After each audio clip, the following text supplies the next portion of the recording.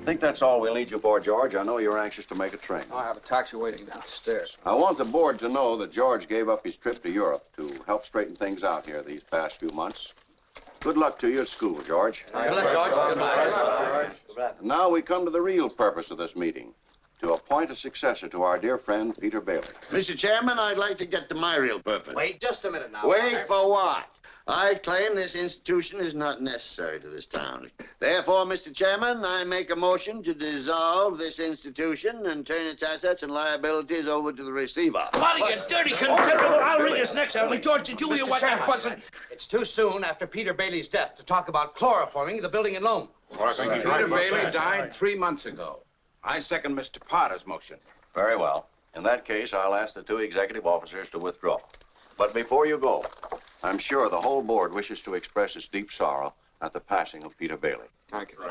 It was his faith and devotion that are responsible for this organization. I'll go further than that. I'll say that to the public, Peter Bailey was the building and loan. Oh, that's fine, Potter, coming from you, considering that you probably drove him to his grave. Peter Bailey was not a businessman. That's what killed him.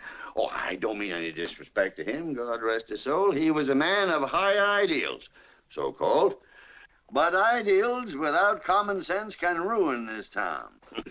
Now, you take this loan here to Ernie Bishop. You know, that fellow that sits around all day on his brains in his taxi, you know.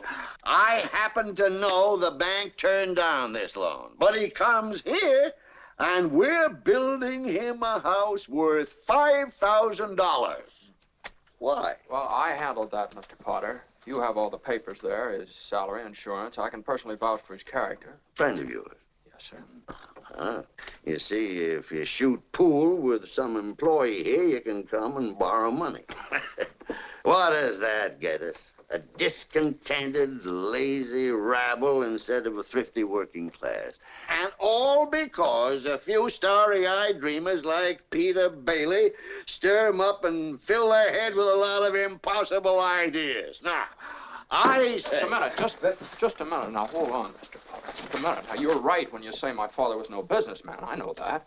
Why he ever started this cheap penny-ante building and loan, I'll never know. But neither you nor anybody else can say anything against his character because his whole life was... Why, in the 25 years since he and Uncle Billy started this thing, he never once thought of himself. Isn't that right, Uncle Billy? He didn't save enough money to send Harry to school, let alone me. But he did help a few people get out of your slums, Mr. Potter. And what's wrong with that? Bloody... Here, you're all businessmen here. Doesn't it make them better citizens? Doesn't it make them better customers? You said that they... What'd you say just a minute ago? They had to wait and save their money before they even thought of a decent home? Wait for what? Until their children grow up and leave them? Until they're so old and broken down that... Do you know how long it takes a working man to save $5,000? Just remember this, Mr. Potter, that this rabble you're talking about, they do most of the working and paying and living and dying in this community. Well, is it too much to have them work and pay and live and die in a couple of decent rooms and a bath? Anyway, my father didn't think so. People were human beings to him, but to you, a warped, frustrated old man, they're cattle. Well, in my book, he died a much richer man than you'll ever be. I'm not interested in your book. I'm talking about the building and loan. I know very well what you're talking about. You're talking about something you can't get your fingers on, and it's galling you. That's what you're talking about, I know. Well, I've said too much. You're the board here. You do what you want with this thing. There's just one thing more, though. This town needs this measly one-horse institution, if only to have some place where people can come without crawling to Potter. Come on.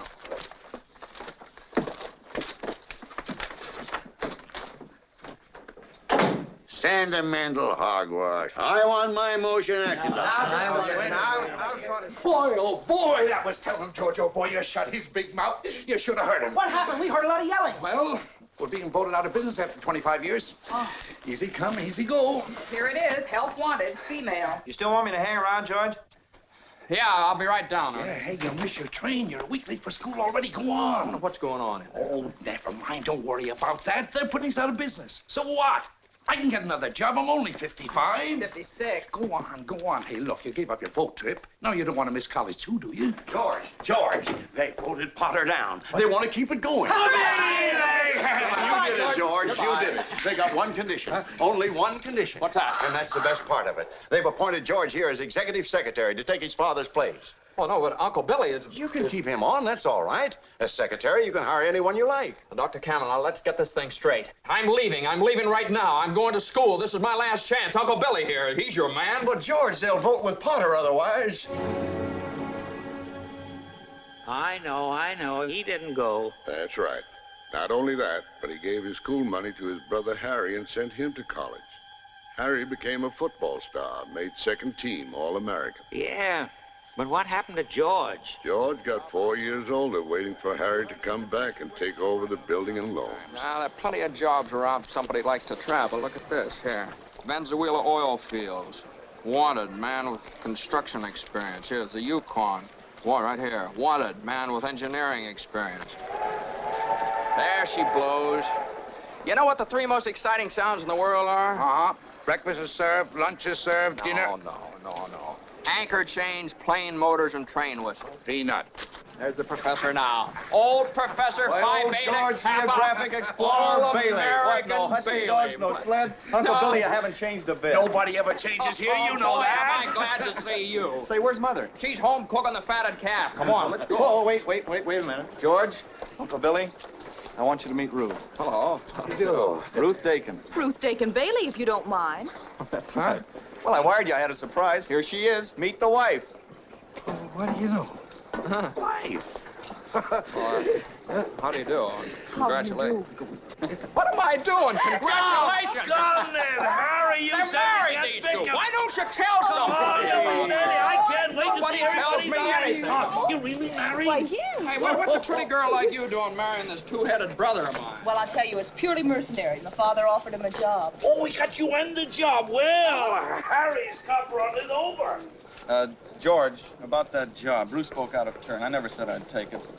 You've been holding the bag here for 4 years, and... Well, I won't let you down, George. I would like to... Well, wait a minute. I forgot the bags. I'll be right back. Surprise to me. This is the new Mrs. Bailey, my nephew's wife. Old Friend of the Bailey. Really? Oh, what are their names? Let's see. Now, Just got in here now. of course, We're taking her I've home. heard And I want to speak tell of you you. that we're going to give the biggest party this town ever that saw. sounds I great. want you to come and Harry, I'll be right here. Will you hear you? George, that's all Harry ever talks about. Ruth, what about this job? Oh, well, my father owns a glass factory in Buffalo. He wants to get Harry started in the research business. Well, is it a good job? Oh, yes, very. Not much money, but good future, you know. Yeah. Harry's a genius at research. My father just fell in love with him. You did, too.